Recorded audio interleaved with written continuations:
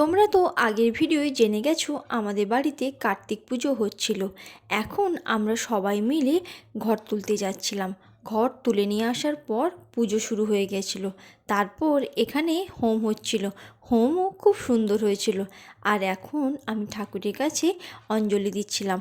অঞ্জলি দেওয়ার পর ঠাকুরমশাই হোমের টিকা আমার মাথায় ছুঁয়ে দিল। তারপর পুজো শেষের পর আমাকে চরণামৃত দিল। আমি চরণামৃত খেয়ে উপোস ভাঙলাম। দেখো, পুজোটা খুব সুন্দরভাবেই হয়েছিল। তারপর আমরা সবাই মিলে একে একে কার্তিকের কাছে একটুখানি ফটোশ্যুট করেছিলাম। দেখো, আমি আমার ছেলেকে ধরে একটুখানি ভিডিও তুলে নিয়েছিলাম। তারপর আমার বৌদি ভাইও কার্তিককে ধরে একটুখানি ফটোশ্যুট করে নিয়েছিল।